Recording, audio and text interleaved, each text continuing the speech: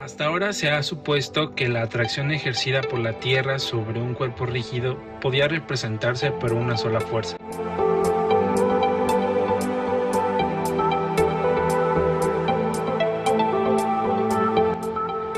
Esta fuerza, denominada fuerza de gravedad o peso del cuerpo, debía aplicarse en el centro de gravedad del cuerpo. De hecho, la Tierra ejerce una fuerza sobre cada una de las partículas que constituyen al cuerpo. En este sentido, la acción de la Tierra sobre un cuerpo rígido debe representarse por un gran número de pequeñas fuerzas diminutas sobre todo el cuerpo. Sin embargo, la totalidad de dichas fuerzas pequeñas puede ser reemplazada por una sola fuerza equivalente. Consideremos una placa plana horizontal. Las fuerzas ejercidas por la Tierra sobre los elementos de la placa serán representadas respectivamente como delta W, delta W2, delta W. Estas fuerzas o pesos están dirigidos hacia el centro de la Tierra. Sin embargo, para todos los propósitos prácticos se puede suponer que dichas fuerzas son paralelas. Por tanto, su resultante es una sola fuerza en la misma dirección. La magnitud W de esta fuerza se obtiene a partir de la suma de las magnitudes de los pesos de los elementos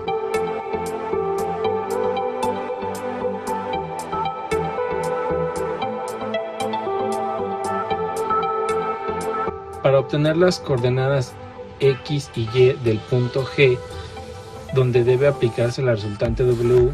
Se escribe que los elementos de W con respecto a los ejes Y y X son iguales a la suma de los elementos correspondientes de los pesos elementales.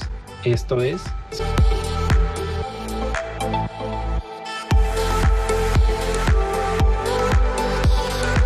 si ahora se incrementa el número de elementos en los cuales se ha dividido la placa y simultáneamente se disminuye el tamaño de cada elemento, se obtienen en el límite las siguientes expresiones.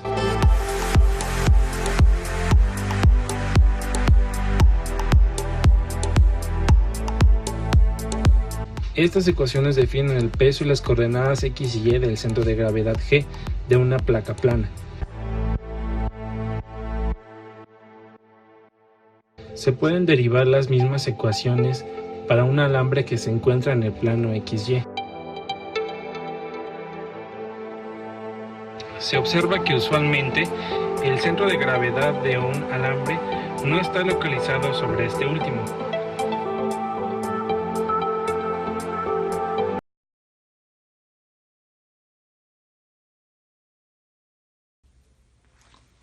¿Qué tal? En el video de hoy lo que vamos a hacer es encontrar el centroide de esta figura irregular. Como ustedes sabrán, nosotros ya contamos con tablas para poder encontrar centroides de figuras regulares, ya sean cuadrados, triángulos, círculos, elipses. Pero ¿qué pasa cuando se nos presenta una figura irregular? Lo que vamos a hacer es que tendremos que generar una tabla de esta manera para poder encontrar el centroide de esta figura irregular. ¿Por qué figura irregular?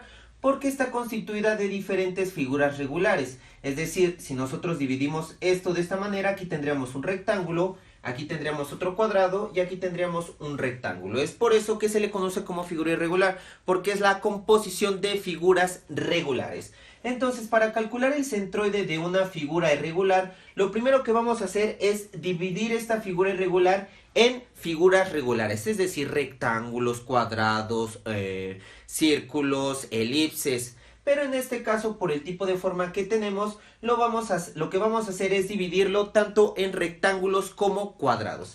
Es decir, yo voy a dividir de esta manera. Si yo aquí hago una división, voy a obtener un rectángulo. Un rectángulo de 8 centímetros serían 12 más 8, 28. Un rectángulo de 8 por 28 centímetros. Ahora, si yo hago otra división, aquí yo voy a tener un cuadrado. Esta figura sería un cuadrado.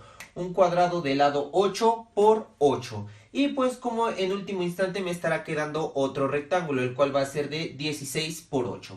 Entonces, ya que dividimos nuestra figura irregular en figuras regulares, ahora lo que vamos a hacer es rellenar esta tablita para poder encontrar el centroide de dicha figura regular. Entonces, nosotros tenemos en la tabla lo siguiente, tenemos la figura, es decir, un rectángulo, un cuadrado y otro rectángulo. A esto se refiere a figuras.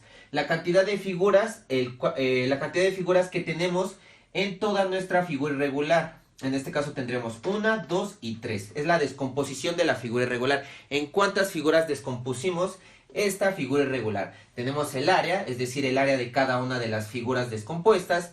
Vamos a colocar el centroide, el centro el punto de referencia de nuestro rectángulo, o más bien de cada una de las figuras en la coordenada X. Nuestro centroide de la figura regular ubicada en el eje Y. Y posteriormente que obtengamos esta, lo único que vamos a hacer es multiplicar el área por la coordenada en X y el área por la coordenada en Y, y este resultado lo vamos a poner en estas dos columnas pertinentes. Entonces lo que vamos a hacer es verificar cuántas figuras contamos con nuestra figura irregular. Aquí yo tengo una figura, aquí yo tengo otra figura y aquí tengo otra figura. Es decir, que vamos a hacer el cálculo de 3 figuras. Entonces yo lo voy a poner aquí 1, 2 y 3. Contamos con 3 figuras. Ahora lo que vamos a hacer es calcular el área de cada una de estas figuras. En este caso, la figura 1, pues nosotros contamos con un rectángulo. Y lo que sería el área de un rectángulo es base por altura. Entonces tenemos un rectángulo de 8 serían 12, más 8 son 20, más 8, 28. 8 por 28. Sería de 224. Y en este caso, como estamos manejando centímetros, va a quedar en centímetros cuadrados. Ahora vámonos con la siguiente figura, el cual tiene, en este caso es un cuadrado, lado por lado, 8 por 8, serían 64. Y al final tendremos otro rectángulo, el cual sería de base 8, de altura 16, o como ustedes lo quieran ver. En este caso sería base por altura, que es de 8 por 16. Entonces 8 por 16 me va a quedar de 128. Ok, ya tengo el área de cada una de estas figuras. Ahora, ¿qué es lo que voy a hacer? Voy a encontrar el centroide de cada una de estas figuras regulares. Como les comento, estos centroides ya se encuentran en tablas. Y de igual manera, para encontrar el centroide de un rectángulo, de un cuadrado, específicamente se va a hallar en la mitad. Es decir, en este punto, por así decirlo. En este punto, en este punto y en este punto. Es decir, que se va a encontrar a la mitad de la base como la mitad de la altura, y del cuadrado se va a encontrar a la mitad del lado y del otro lado se va a encontrar igual a la mitad. Entonces, si nosotros queremos encontrar cuál es la coordenada del centroide de este primer rectángulo, lo que vamos a hacer es colocarnos en nuestro centro de referencia, que sería 0, y verificar en qué coordenada en X se encuentra dicho punto, o más bien el centroide de esta figura. Si verificamos, pues se encuentra a la mitad. Y nos está diciendo que todo este pedazo mide 8 centímetros y la mitad de 8 va a ser 4. Entonces yo lo voy a colocar aquí, 4. Y ahora lo que voy a hacer es calcular lo que sería el punto de referencia que se encuentra pero en el eje Y. En este caso nosotros podemos verificar que aquí son 12 centímetros. Y si nosotros hacemos esta división para verlo de una mejor manera, estaríamos diciendo que aquí son 12 y luego el centro, o más bien lo podemos ver de la siguiente manera. Tendríamos 12 más 8 son 20, más 8 son 28. Es decir, que todo esto es 28. Y la mitad de 28, si ustedes están de acuerdo conmigo, son 14. Es decir, que se encontraría, exacto, sí, dibujé muy bien el punto, es decir, que se encontraría a 14 centímetros de nuestro eje Y. Entonces aquí voy a poner el 14. Ok, vámonos con nuestra siguiente figura, que es la figura número 2. Necesito hacer el mismo análisis, necesito encontrar en dónde se encuentra nuestro centroide, pero ahora en este cuadrado. ¿Cuál es exactamente la coordenada en el que se encuentra el centroide de esta figura 2? Entonces, si yo empiezo igual desde mi eje de referencia y quiero ver cuánto vale en X, pues primero me tengo que desplazar 8 centímetros, porque mi punto se encuentra en este lado, si lo vemos en el eje X. Entonces recorro 8 y este punto se va a encontrar alojado en estos 8 centímetros, pero recordemos que el centroide de un cuadrado se va a encontrar a la mitad, es decir que se va a encontrar a la mitad pero de este 8. Entonces serían 8 y la mitad de 8 son 4, que serían 8 más 4 van a ser 12. Entonces aquí coloco el 12. Después, ¿qué es lo que voy a hacer? Pues encontrar mi centroide, pero con respecto al eje Y. Entonces lo que voy a hacer para encontrar exactamente la coordenada exacta de este punto, voy a tener que recorrerme 12 centímetros hacia arriba, otros 8 centímetros hacia arriba para llegar a nuestro cuadrado. Y recordemos que de igual manera el centroide de esta figura se va a encontrar a la mitad. Y recordemos que este lado mide 8, es decir que se va a encontrar a 4 centímetros, es decir que se va a encontrar a la mitad. Por lo tanto voy a hacer nuevamente la suma, que serían 12 más 8 son 20, más la mitad de 8 que son 4, me estaría quedando la coordenada en 24.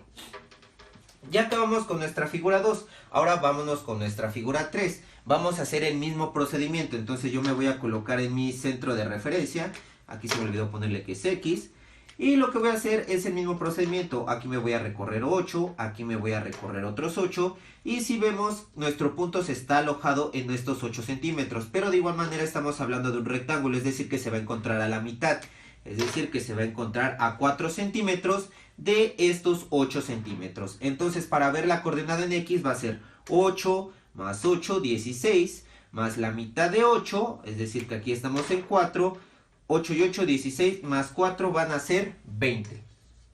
20 en X.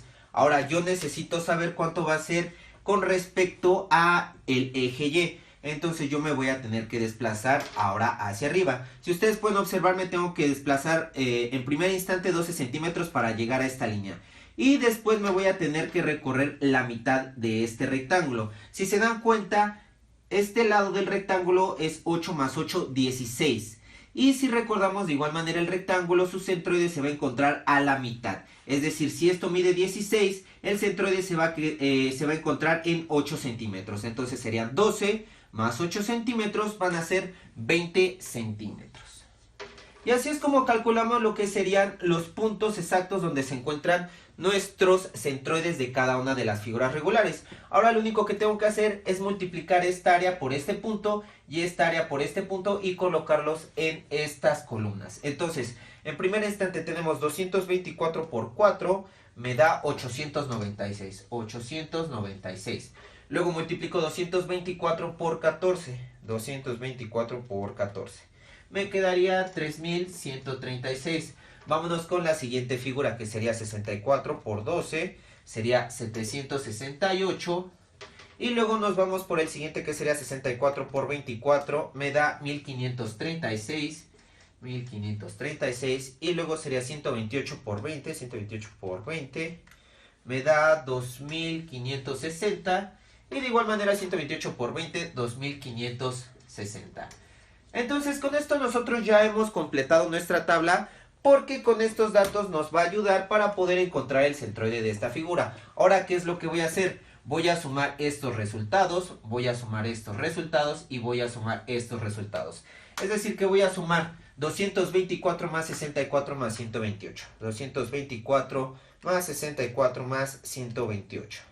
Y esto me va a dar 416. Nada más estoy sumando 224 más 64, 128, ¿ok? Y luego voy a hacer la sumatoria de la multiplicación de las áreas por las coordenadas de X, que sería 896 más 768 más 2560. Esto me da de 4224. Y de igual manera voy a hacer la sumatoria de estos tres, que sería 3136 más 1536 más 2560. Y esto me da un valor de 7232. Ok, ahora para que yo pueda encontrar el centroide de toda esta figura irregular, voy a hacer lo siguiente. Voy a poner X, que sería mi coordenada, mi centroide de toda esta figura,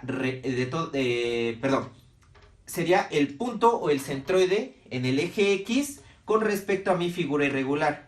Y como calculo este eje X, va a ser lo que es la sumatoria de la multiplicación de AI por XY, es decir, la sumatoria de AI por XY, y esto lo voy a dividir entre la sumatoria de las áreas, que sería toda esta, AI. Y para encontrar mi coordenada en el eje Y del centroide de esta figura irregular, sería la sumatoria de la multiplicación de AI por YI, y esto dividido entre las sumatorias de AI. Entonces habíamos quedado que se le conoce como sumatoria de AI. Este sería la sumatoria de AI por XY. Y este sería la sumatoria de AI por YI. ¿Ok?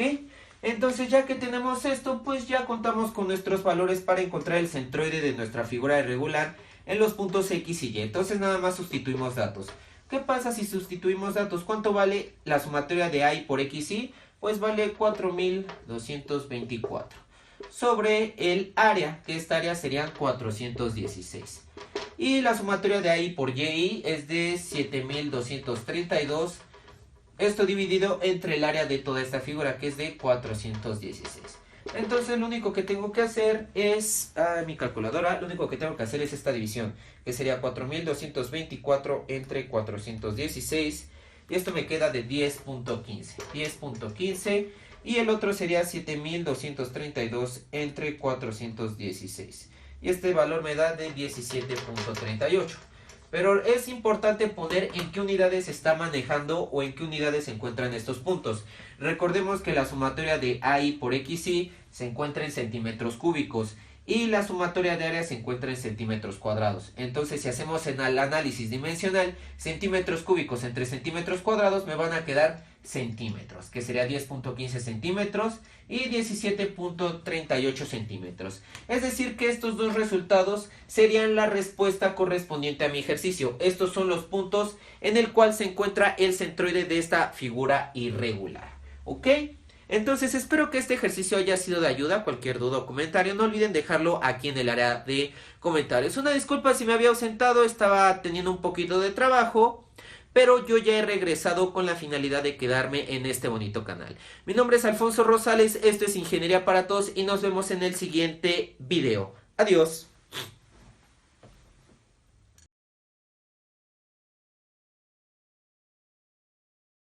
La varilla representada en la siguiente figura. Bueno, ahora vamos a hallar el centroide de la siguiente varilla, que tiene esta forma. Como vemos, está ubicado en el espacio, en el eje X, en el eje Y y en el eje Z.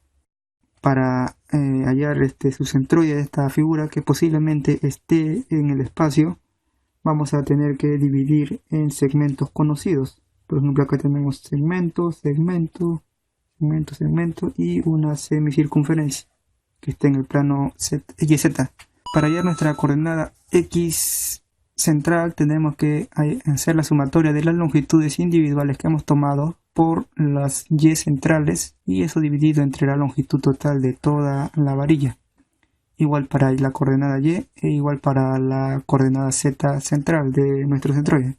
Entonces procedamos a dividir nuestra figura en partes más conocidas, más fáciles para hallar el centroide, y luego proceder a hacer la sumatoria. Bueno, aquí tenemos esta recta de 10 milímetros, las unidades están en milímetros. El centroide más o menos está por aquí, ¿no? Vemos que está en el eje X. Esta recta mide 10 milímetros, pondremos aquí en nuestra tablita 10 milímetros, y su centroide está en el eje X, en la mitad, ¿no? 5 milímetros en el eje X.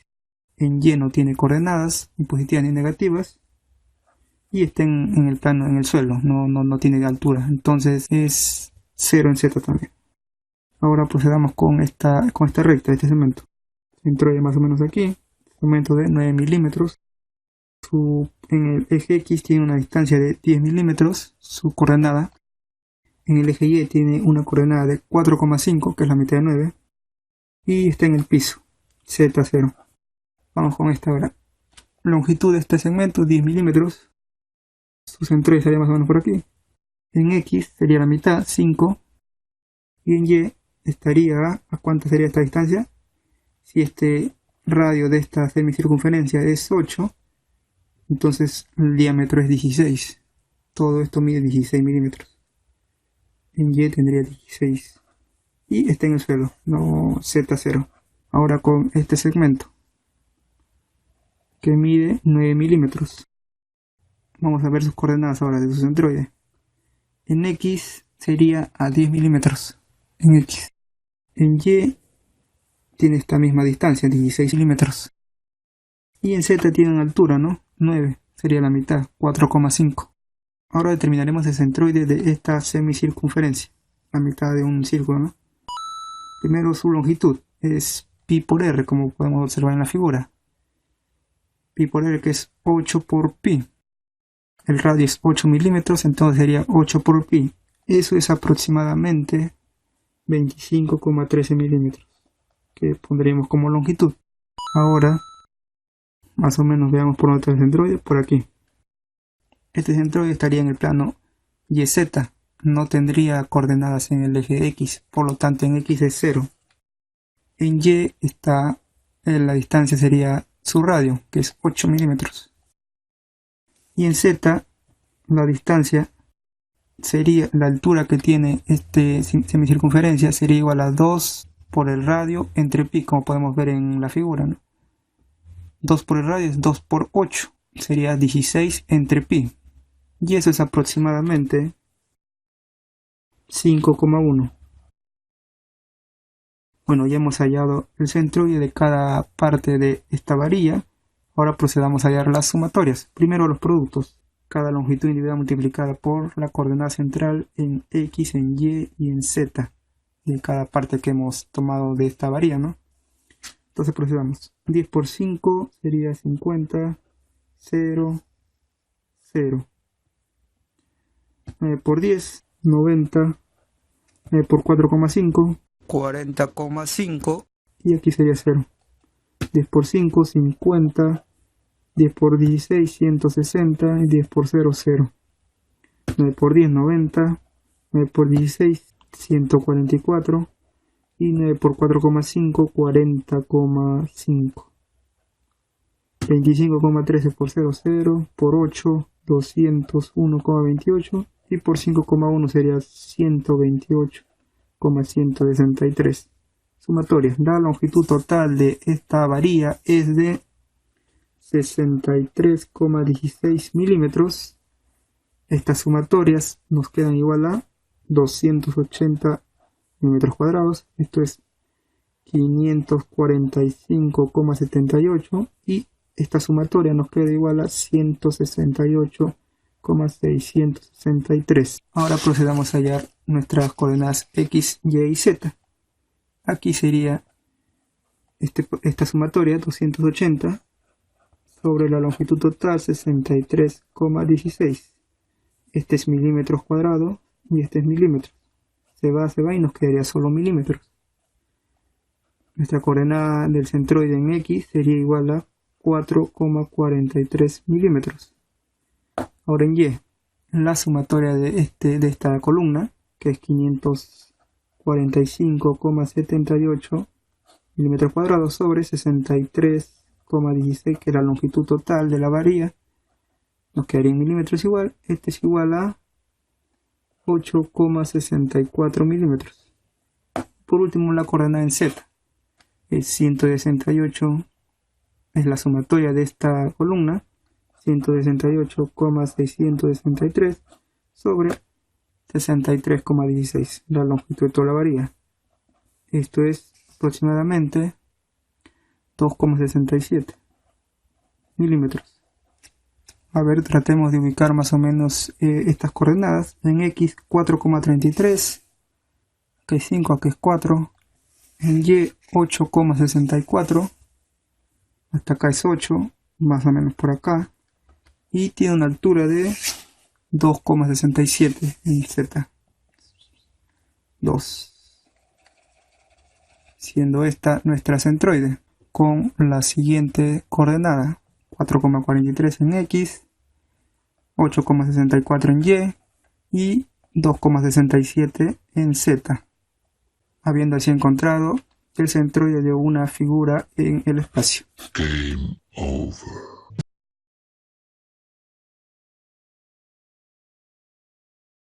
Veamos ahora el teorema de Pappus-Guldin. En este caso, nosotros analizaremos todas las figuras de revolución, o sea, todas aquellas figuras que hayan sido generadas mediante la revolución de otras figuras, ya sea líneas que giran alrededor de una recta, o ya sea áreas de superficies que giran alrededor también de una recta. Para ello tú tienes que tener ciertos conceptos previos, como es el centro de gravedad, también aplicaciones del teorema de Varignon y así otros conceptos que son muy importantes, que son asociados con la física. Por eso que es muy importante que Para este capítulo también se lea un poquito un libro de física viendo esa parte acerca de lo que es el centro de gravedad, para su previa demostración del teorema de Pappus-Guldin. Claro, y también además el concepto de centroide, que vendría a ser el centro simplemente de una figura. Claro. En estos momentos vamos a ver nosotros el primer teorema de Pappus-Guldin, el cual nos dice lo siguiente. Bueno, si tú tienes cualquier línea ya sea curva o recta, la cual se encuentra en un plano, esta línea puede girar alrededor de otra recta, de una recta que es coplanar a ella, mediante un ángulo de 360 grados. Ahí. Pero nosotros vamos a analizar ciertos criterios. Pongamos acá el punto A de esta línea que tú estás observando, la cual dista de la recta. A la recta le llamamos la recta L. Muy bien. Y por acá el punto B, que dista también de la recta L. Observaremos nosotros que al girar esta línea mediante un ángulo de 360 grados, lo que se obtendrá es una superficie de revolución, como la que tú estás observando acá. ¿Te das cuenta? Claro. Entonces, esta fue la recta L, la cual sirvió para el giro de esta figura. Muy bien, o sea que esta línea giró y determinó esta superficie. Claro que sí. El punto A determina la circunferencia menor, la que está arriba. Y el punto B determina la circunferencia mayor, bueno, la que está abajo, la que tú estás observando. Claro. Muy bien. Pero para poder definir muy bien esto de acá, necesito dos cosas que son muy importantes. Una de ellas es la longitud de la figura, a la cual le voy a llamar L. L para mí es la longitud de la línea, de la figura, la cual va a girar. Y otro punto importante es el centro de esta figura, conocido como el centroide. Entonces, una vez que yo ubico el centroide, le voy a poner el punto G al centroide, voy a ubicar yo la distancia de ese centroide hacia la recta. A esa distancia del centroide voy a ponerle X con una rayita arriba. ¿Está bien? ¿Estamos de acuerdo con ello?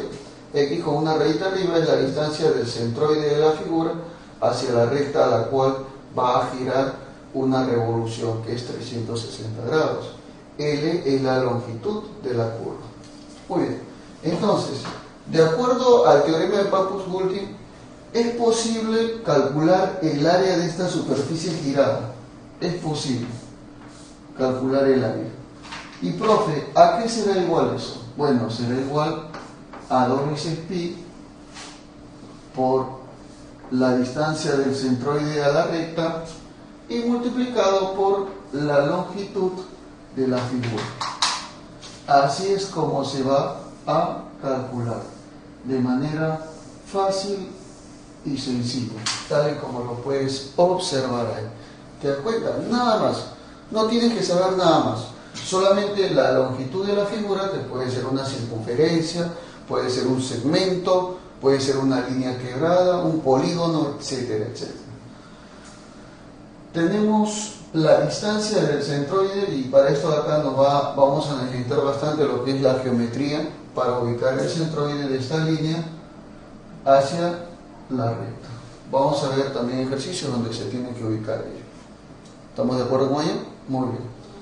Y así es como se calculará. 2 veces pi por la distancia de las figuras del centroide de la figura a la recta por la longitud de la curva.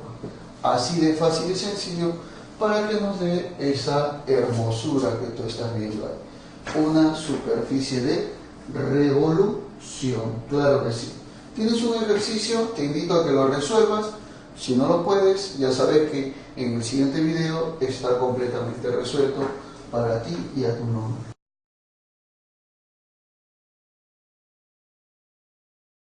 Cálculo de reacciones en viga isostática con carga distribuida. Antes que nada, las reacciones son las encargadas de absorber las fuerzas transmitidas por las estructuras y de pasarlas al terreno de fundación.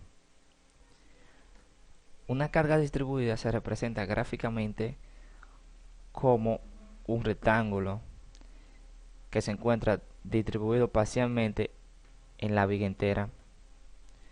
Antes que nada, vamos a sacar las reacciones con letras y luego números. Para sacar las reacciones, lo primero que debemos hacer es un diagrama de cuerpo libre, el cual no es más que un esquema donde se representan las fuerzas que actúan en la estructura, como también la posición que posee la misma. Este sería nuestro diagrama de cuerpo libre, en donde lo primero que debemos realizar es puntualizar la carga. Para puntualizar esta carga, decimos que W por L a mitad de L, medio a medio, o sea, en el centro, a mitad de L. Así se puntualiza la carga distribuida. Acá tenemos un apoyo fijo, el cual nos dice que este posee dos fuerzas de acción orientadas según el eje XY, sería acá. Y aquí tenemos un apoyo móvil, el cual posee una reacción según el eje del mismo.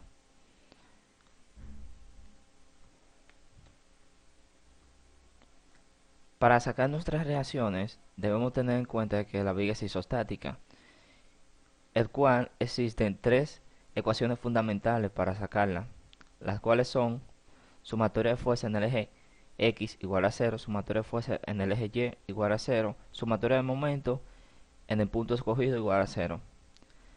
Para encontrar esta incógnita, debemos posicionarnos acá y hacer sumatoria de momento. Haciendo sumatoria de momento acá, decimos sumatoria de momento en A igual a 0 sería W por L por la longitud, menos, asumiendo que tomamos el giro a la manecilla de reloj, a favor de la manecilla de reloj, menos BY por la longitud. Para sacar esta incógnita, decimos que BY es igual a W por L por L medio entre L. Se va este con este, entonces me queda W por L entre 2. Y este es nuestra incógnita BY. Ahora, para encontrar esta, podemos hacer sumatoria de momento acá si queremos, pero para más facilidad vamos a usar esta ecuación, donde decimos sumatoria de fuerzas en el eje Y igual a 0.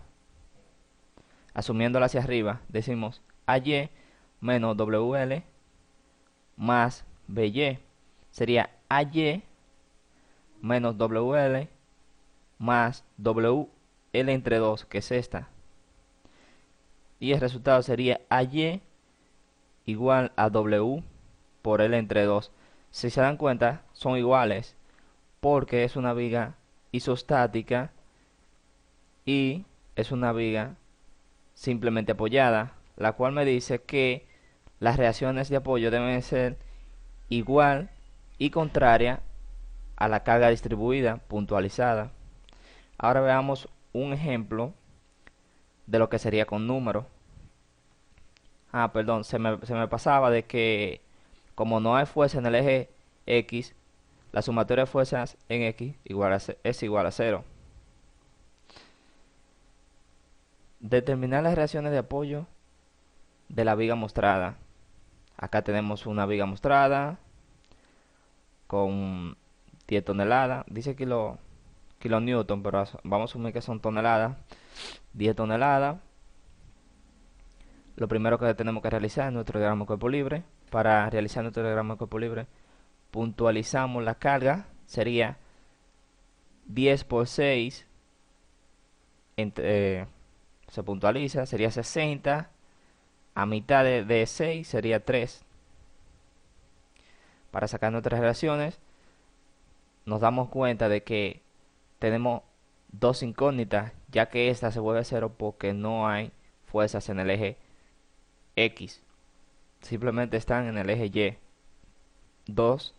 tenemos dos incógnitas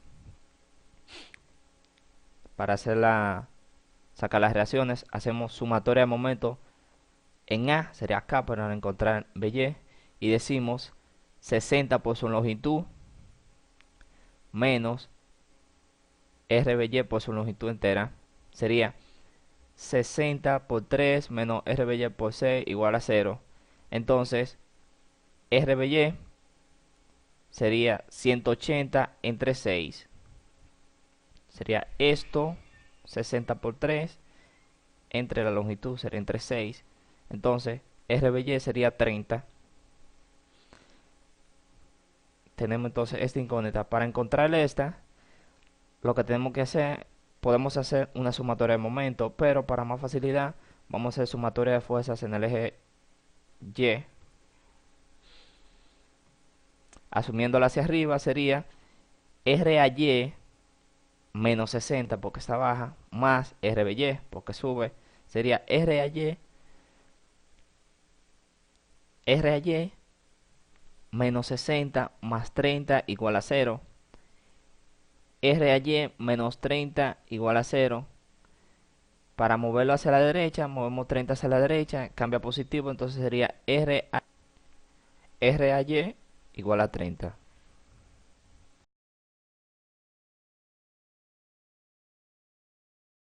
Bien, vamos a ver lo que es el centro de gravedad de un cuerpo. Vamos a considerar un objeto sólido de forma irregular. Este cuerpo está conformado por muchas partículas. Una gran cantidad de partículas que se encuentran unidas entre sí conforman ese cuerpo. Entonces, para cada partícula tendremos un peso.